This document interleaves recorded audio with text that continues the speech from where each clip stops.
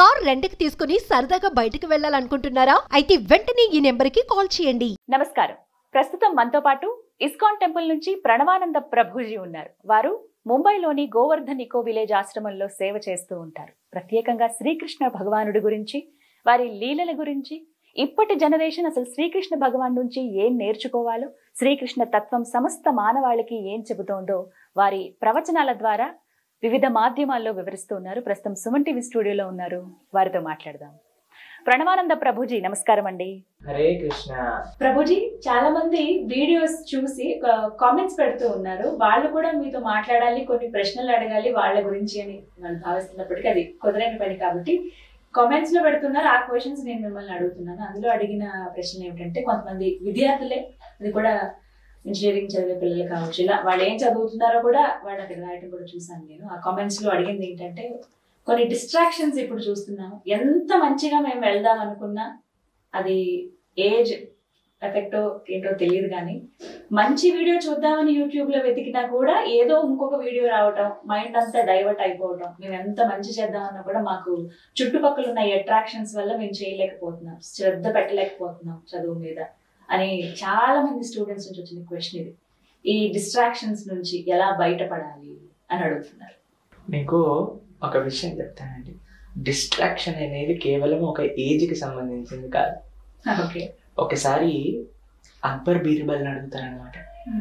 ముసలితనంలో మన దగ్గర ఉండే అనర్థాలు అంటే ఆ యొక్క కోరికలు ఇవన్నీ పోతాయి కాబట్టి ఈ యంగ్ ఏజ్, మీరు అన్నారు కదా, ఆ ఏజ్ ప్రభావం బట్టే ఈ ఒకటి ఉంటుంది అని అన్నారు. అంటే బీర్బల్ అన్నారు, అది కాదయ్యా, ఎప్పుడైనా సరే ఎక్కడికైనా సరే మన హృదయం శుద్ధీకరణ జరగలేదు అని అంటే ఎప్పుడు ఉండే ఉంటాయి అని అంటే ఆయన నమ్మరనమాట. సరే రేపు పొద్దున రా నిరూపిస్తాను అని చెప్తారు. చెప్పి ఒక ముసలు ఆయన నెక్స్ట్ డే చనిపోతున్నారు, ఇంకొన్ని క్షణాలలో చనిపోతున్నారు అని పెట్టి అక్కడ ఇలా పడుకోబెట్టారనమాట. ఆయనని పడక మీద పడుకోబెట్టేసి ఏం చేశారంటే వాళ్ళ యొక్క రాజుగారిని రమ్మన్నారు. రాజుగారు వచ్చేటప్పుడు మీరు రాజాది రాజా అని ఇలా అరుస్తూ ఉంటారు కదా, తర్వాత రాజుగారు ఇలా దిగొస్తారు. ఆయన దిగొచ్చే సమయంలో అందరు చూస్తూ ఉన్నారు, ఇలా రాజు కూడా దిగొస్తున్నారు. రాజుగారి యొక్క చిన్న కూతురు అన్నమాట, ఒక యూత్ లో ఉంది ఆవిడకి పెద్ద పెద్ద గజ్జలు వేసి పట్టీలు వేసి తయారయ్యి ఆవిడ ఇలా పక్క నుంచి వెళ్తున్నారు అనమాట. గల్ గల్ గల్ అని నడుస్తూ ఉన్నారు. ఆ హెయిర్ లో నుంచి వాసన వస్తుంది అనమాట ఈ ముసలివాడి. అయితే ఈయన రాజు వస్తున్నాడు అని ఇలా తిప్పారు తలని, ఇటువైపు నుంచి రాజు వస్తున్నారు. కానీ ఎప్పుడైతే ఆ గల్ గల్ గల్ అని శబ్దం సువాసన వచ్చిందో మెల్లగా తలని అటువైపు తిప్పడం ప్రారంభం చేశారనమాట. అప్పుడు అక్బర్కి చూపించారు, ఈయన చూసావా, నువ్వు అన్నావు కదా పోతుంది కోరిక అని, ఎలా ఉంది అని చెప్తారనమాట. కాబట్టి ఏజ్ తో సంబంధం కాదండి. ప్రతి ఒక్కళ్ళకి కూడా ఈ డిస్ట్రాక్షన్, కామ క్రోధ లోభ మోహ మద మాశ్చర్యములు అనేవి హృదయంలో ఉంటాయి. ఇదే అవిద్య అనర్థములు అని అంటారు. ఇవి శుద్ధీకరణ. ఈ మనసు మనం చూడండి, ఎక్కడైనా చెత్త ఉందనుకోండి, బాగా మనం క్లీన్ చేసేసి తోమేసేసి నీట్గా తూడు చేసేసేసరికి అది వెలుగుతుంది, అప్పుడు ఫ్లోర్ క్లీన్గా అయిపోతుంది. అలానే మన మనస్సుని మనం క్లీన్ చేయాలన్నమాట. చేతో దర్పణ మార్జనం అని అంటారు. మార్జనం అంటే క్లీనింగ్.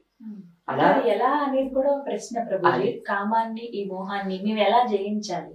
అసంకల్పాత్ జయేత్ కామః అని అంటారు. కామ కృష్ణ కర్మార్పణే అని అంటారు అనమాట. మేము కొన్ని ప్రాక్టికల్ విషయాలు చెప్తాను, కొన్ని శాస్త్రీయమైన విషయాలు కూడా మీకు చెప్పడానికి ప్రయత్నం చేస్తాను. మీకు అన్నిటికంటే ముఖ్యమైన విషయం ఏంటి అని అంటే, అన్ని డిస్ట్రాక్షన్స్ మధ్యలో నేనుండి ఆ డిస్ట్రాక్షన్స్ ని జయిస్తాను అనేది పెద్ద అబద్ధం.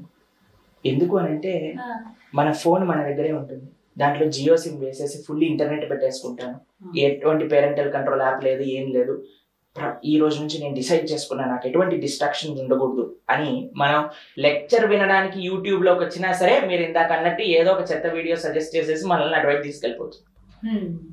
కాబట్టి మనం జాగ్రత్తగా ఉండడానికి ప్రయత్నం చేయాలి. అందులో కొన్ని ప్రాక్టికల్ విషయాలు మన ఛానల్లో కూడా నేను చెప్పడం జరిగింది, మళ్ళీ మీకు రిపీట్ చేస్తాను. ఒకటి, పేరెంటల్ కంట్రోల్ యాప్ అని మన ఫోన్లో మన ల్యాప్టాప్లో ఉండాలి. అది ఏం చేస్తుంది అని అంటే మనకి యాక్సెస్ రెస్ట్రిక్షన్స్ అన్ని కూడా చేస్తుంది. రెండో విషయం ఏంటి, నేను యూజ్ చేసేది స్క్రీన్ టైం. స్క్రీన్ టైం తప్పకుండా పెట్టేసుకోవాలి. నాది వాట్సాప్ హాఫ్ అన్ అవర్ అయిపోయాక బంద్ అయిపోతుంది అన్నమాట. అలానే అన్ని అప్లికేషన్స్ కి ఏదైతే మనకి డిస్ట్రాక్షన్స్ ఇస్తుందో అది చేసుకోవాలి. దాని తర్వాత యూత్ కోసం నేను స్పెసిఫిక్ గా చెప్తున్నాను, చాలా కాంప్లికేటెడ్ పాస్వర్డ్స్. మా ఫ్రెండ్ ఒకటి ఉండేవాడు అనమాట, ఎంత పెద్ద పాస్వర్డ్ పెట్టుకునేవాడు అని అంటే అసలు ఆ పాస్వర్డ్ టైప్ చేసేటంలో నీరసం వచ్చేది అనమాట. ఇంకా లోపలికి వెళ్ళేవాడు కాదు. చాలా అవసరం ఉంటే తప్ప లోపలికి వెళ్ళకుండా అలా కాంప్లికేటెడ్ పాస్వర్డ్స్ పెట్టడం కూడా ట్రై చేయొచ్చు. అన్నిటికంటే అండి మనం ఏం చేసినా సరే మన మనస్సు కానీ బాగాలేదు అన్నప్పుడు మనం ఎన్ని చేసినా సరే వాటిలలో నుంచి ఎక్స్క్యూజెస్ తీసుకొని మనం తప్పు చేస్తూనే ఉంటాం. అన్నిటికంటే క్రక్స్ ఏంటి అని అంటే మన మనస్సుని కంట్రోల్ చేసుకోవటం. అది ఎలా వస్తుంది అని అంటే మన వల్ల సాధ్యమవుతుందా అని అంటే అవ్వని పని. అది భగవంతుడు దయ ఉండాలి. కామ కృష్ణ కర్మ అర్పణి అని అంటారు. మనం కృష్ణుడి కోసం కృష్ణ భక్తి కృష్ణ సేవ మన దగ్గర ఉండే ఎనర్జీని అన్నిటికంటే ఏంటో తెలుసా అండి, ఖాళీగా ఉండకూడదు. And ideal mind is devils work shop అని మనం వింటూ ఉంటాం అన్నమాట. కాబట్టి ఎంత వీలైతే అంత మనం ఏదో ఒక పని చేస్తూ ఉండాలి. ఒంటరిగా ఉండటము, అనవసరమైన ఆలోచనలతో ఉండటము, ఇవన్నీ చేయకూడదు. మీకు ఒక విషయం చెప్తాను, ఈ యొక్క డిస్ట్రాక్షన్స్ అనేవి ఏంటో తెలుసా అండి, మీకు ఎప్పుడైనా ఇచ్చింగ్ వస్తుందా అంటే ఏదైనా పుండు అయినప్పుడు మనకి అక్కడ గోకాలు అనిపిస్తుంది, మనకి తెలుస్తుంది. కానీ అక్కడ మాత్రం మనం ఇలా ఇలా ఇచ్చింగ్ చేసామనుకోండి అది పుండు అయిపోతుంది, పెద్దదవుతుంది. ఆ యొక్క ఇచ్చింగ్ సెన్సేషన్ వచ్చినప్పుడు కంట్రోల్ చేసుకోవడం చాలా కష్టం. మీకు ఎప్పుడైనా ఈ యొక్క ఎక్స్పీరియన్స్ ఉండే ఉంటుంది అందరికి కూడా. కానీ ఎప్పుడైతే మనం కొద్దిసేపు ఓపిక పెట్టామనుకోండి ఆ ఇచ్చింగ్ సెన్సేషన్ పోతుంది. మీరు ప్రయత్నించండి. అవునా?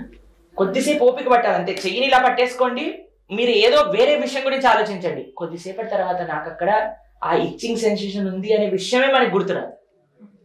కానీ గోపిక పట్టకుండా మనం కానీ అక్కడ ఇచ్చింగ్ చేయడం ప్రారంభం చేసాం అనుకోండి అది పెరుగుతూనే ఉంటుంది, పెరుగుతూనే ఉంటుంది, పెరుగుతూనే ఉంటుంది, ఇంత పెద్ద పుండై కూర్చుంటుంది. కాబట్టి ఎప్పుడైనా మనకి చెడు ఆలోచనలు వచ్చాయి అని అంటే మనసుని వెంటనే అక్కడ నుంచి కట్ చేయండి, వేరే పనులలో పెట్టండి. కొద్దిసేపు ఆ వేరే పనిలో మీ మనసుని పెట్టండి, కొద్దిసేపట్లో ఆ యొక్క ఆలోచన పోతుంది. కొంతమంది ఏం చెప్తారు తెలుసండి, ఈ ప్రపంచంలో చెడు ఆలోచనలు వచ్చినప్పుడు చెడు పనులు చేసేటప్పుడు ఎంతగా చేసేయాలంటే ఆ పని పైన విరక్తి పుట్టాలి, అప్పుడు పోతుంది అని చెప్తారు. ఇది పెద్ద అబద్ధం. ఇప్పుడు మంట ప్రజ్వలిస్తుంది ఒక పక్కన, దాంట్లో నీళ్లు పోయాలా లేదా పెట్రోల్ పోయాలా? పెట్రోల్ పోసారు అనుకోండి ఇంకా మొత్తం స్టూడియో అంతా కూడా కాలిపోతుంది. దాని తర్వాత మొత్తం బిల్డింగే మంట అంటుకుంటే పెట్రోల్ పోయటం సొల్యూషన్ కాదండి, నీళ్లు పోయటం సొల్యూషన్. కాబట్టి మీరు ఎంతగా ఈ చెడు పనులలో మనం ఇది అయిపోవాలి అని అంటే దాని తర్వాత మనకు కోరిక ఉండదు అని చెప్తా, అది అబద్ధం అండి ప్రపంచం. కాబట్టి ఎంత చిన్నగా ఉన్నప్పుడు మనం ఆ మంటని ఆర్పగలిగితే అంత మంచిది, అది పెద్దగా అవ్వకుండా ఉంటుంది. అందుకే చిన్నప్పటి నుంచే మనకి మన సనాతన ధర్మంలో కొన్ని నియమాలు అని చెప్పారు అనమాట. ఎప్పుడైనా చూడండి మనం నియమాలు పాటిస్తూ ఉంటాం. ఈ వ్రతం రూపంలోనో ఈ మాల రూపంలోనో నోము రూపంలోనో ఎప్పుడైనా సరే కొంతమంది చెప్తుంటారు రోజు మేము శుక్రవారం రోజు ఈ పని చేయం, మంగళవారం రోజు ఈ పని చేయం, శనివారం నియమం పెట్టారు అని అంటే అది నీకు చెడు అని గుర్తు. కాబట్టి వాటిని ఎంత మనం తగ్గించుకుంటే అంత మంచిది. మరి మేము ఎలా ప్రభుజీ మనసుని ఎలా నిగ్రహ చేయగలుగుతాము అని అంటే మీకు ఒక ఆధ్యాత్మిక సాధన, అన్నిటికంటే గొప్ప సాధన ఏంటి అంటే భగవంతుడి యొక్క నామాన్ని జపం చేయడం. మంత్ర మెడిటేషన్ అనే ఈ టెక్నిక్ ని మీరు ఫాలో అవ్వండి. ఎంత మంచి రిజల్ట్స్ వస్తాయి అంటే మనసు బాగుంటుంది, మనకి దృఢ నిశ్చయం ఏర్పడుతుంది, డిస్క్రిమినేషన్ డిటర్మినేషన్ రెండూ వస్తాయి ఈ మంత్ర మెడిటేషన్ ద్వారా. ఏంటది అంటే ప్రతిరోజు ఒక 15 నిమిషాలు 20 నిమిషాలు అరగంట సేపు మీరు మీ సమయాన్ని తీసి హరే కృష్ణ కృష్ణ కృష్ణ హరే హరే, హరే రామ రామ రామ హరే హరే ఈ మంత్రాన్ని జపం చేయండి. ఎంత స్ట్రెంగ్త్ ఇస్తుంది అని అంటే మనం బ్యాటరీని ఛార్జ్ చేసినట్టుగా మన మనస్సు మన శరీరం మొత్తం కూడా ఆ పాజిటివిటీ ఆ స్పిరిచువాలిటీతో ఛార్జ్ అయిపోతుంది అన్నమాట. ఎవరైనా హ్యాపీగా జపం చేసుకోవచ్చు. మనం జపం గురించి లాస్ట్ టైం మాట్లాడుకున్నాం, అలా చక్కగా జపం చేయండి. మన మనసు పైన ఎంత నిగ్రహం వస్తుందో మనకు తెలుస్తుంది. కాబట్టి మనము మన దగ్గర ఉండే చెడు విషయాలను నిగ్రహించటం ఇంకా ఏ మార్గంతో సాధ్యం కాదండి. మనకి తెలుసు విశ్వామిత్రుడు మెడిటేషన్ చేశారు, అరణ్యంలోకి వెళ్ళి తపస్సు చేయడానికి కూర్చున్నారు. మేనక రంభ వీళ్ళందరూ వచ్చి డిస్ట్రాక్ట్ చేసేస్తారు, మనకి తెలుసు ఈ విషయం గురించి. ఒకసారి కామం ద్వారా ఇంకోసారి కోపం ద్వారా ఆయన తన యొక్క తపశ్శక్తిని మొత్తం కూడా కోల్పోతారు.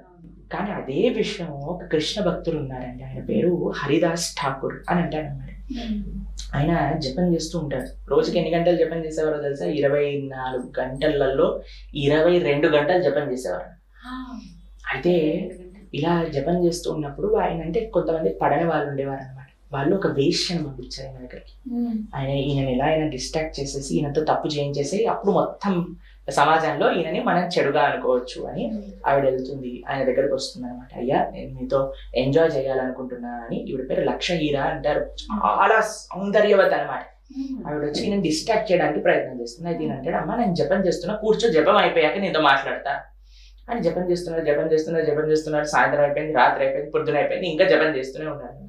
అయ్యా పొద్దున అయిపోయింది అంటే సరే మరి సాయంత్రం పూటరా. మళ్ళీ సాయంత్రం పూట వచ్చింది, చూసేసరికి జపం చేస్తున్నాడు. అయ్యా మన ఇద్దరం ఎంజాయ్ చేద్దామని అంటే వెయిట్ చేయి, జపం అయిపోగానే వస్తాను. అలా 3 రోజులు అయ్యేసరికి ఆయన కళ్ళు తెరిచేసరికి ఈవిడ కూడా ఒక జపమాల పట్టుకొని కూర్చుంది అనమాట, జపం చేస్తూ ఉందన్నమాట. కాబట్టి ఆ స్ట్రెంగ్త్ మనకి, మనతో ఉండే వాళ్ళందరి లోపల ట్రాన్స్ఫర్మేషన్ అనేది భగవద్భక్తి అది సులభంగా మనకి కలిగిస్తుంది అనమాట. కాబట్టి ఈ భగవద్భక్తి, ఈ కృష్ణ నామ జపం, ఈ భగవత్ సాంగత్యం, మంచి వాళ్ళ సాంగత్యంలో ఉండటం చేత, ఎప్పుడు కూడా మంచి విషయాలు మనం స్వీకరించడం చేత మన హృదయంలో ఉండే చెత్త, ఇప్పుడు చూడండి ఒక గ్లాస్ లో మురికి నీళ్లు ఉన్నాయనుకోండి, పైనుంచి మనం నీళ్లు పోస్తూ మంచి నీళ్లు పోస్తూ ఉంటే ఈ మురికంతా బయటకు వెళ్ళిపోతుంది. కొద్దిసేపటి తర్వాత ఈ గ్లాస్ లో మొత్తం కూడా మంచి నీళ్లు ఉంటాయి. అలా ఇప్పుడు మన హృదయంలో చెత్త ఉంది, మన మనసులో చెత్త ఉంది అనుకోండి, మంచి విషయాలు, ఆధ్యాత్మిక కృష్ణ సంబంధమైన విషయాలన్నీ కూడా వింటూ ఉండండి, చూస్తూ ఉండండి. కేవలం ఏమంటారో తెలుసండి, చెడు చూడకూడదు, చెడు వినకూడదు, చెడు మాట్లాడకూడదు, చెడు ఆలోచించకూడదు అంటే దాంతో సరిపోదండి. చెడుని చూడకపోవటం ఎంతైతే ముఖ్యమో మంచిని చూడటం కూడా అంతే ముఖ్యం. మంచిని వినటం అంత ముఖ్యం, మంచిని ఆచరించటం అంత ముఖ్యం, మంచిని మాట్లాడటం అంత ముఖ్యం. కాబట్టి ఇలా చేసినప్పుడు తప్పకుండా ఎంతమంది, మా యొక్క సొంత జీవితంలో నేను మీకు చెప్తాను, ఎంతో మంది వందలాది యూత్స్ మేము చూసాం. వాళ్ళ జీవితాల్లో ఉండే చెడు అలవాట్లన్నీ కూడా వాళ్ళు మారి మంచి ఆధ్యాత్మిక మార్గంలో వేలాది మందిని ఇప్పుడు కూడా మనం చూస్తూ ఉన్నాం అనమాట. ఎందుకు సాధ్యమైంది అని అంటే కృష్ణ సాధన ద్వారా, ఆధ్యాత్మిక భక్తి సాధన ద్వారా ఇది సాధ్యమవుతుంది. కాబట్టి మీరు అస్సలు కంగారు పడకండి, ఎటువంటి చెడు అలవాట్లున్నా అన్నీ పోతాయి. మనం ఆ సంకల్పం చేసుకోవాలి, కృష్ణుని ప్రార్థన చేయాలి, ఆ కృష్ణ నామం జపం చేయాలి, మంచి వాళ్ళ సాంగత్యంలో ఉండాలి, మంచి విషయాలు ఉండాలి. అదే ప్రయత్నం ద్వారా మనం భగవద్గీత, భాగవతం, రామాయణం, మహాభారతం ఇవన్నీ చెప్తూ ఉన్నాం అన్నమాట. ఎందుకు అంటే ఈ మంచి వినటం చేత హృదయంలో ఉండే ఆ చెత్త అంతా కూడా బయటకు వచ్చేస్తుంది. చక్కగా వివరించారు ప్రభుజీ. నమస్తే. హరే కృష్ణ.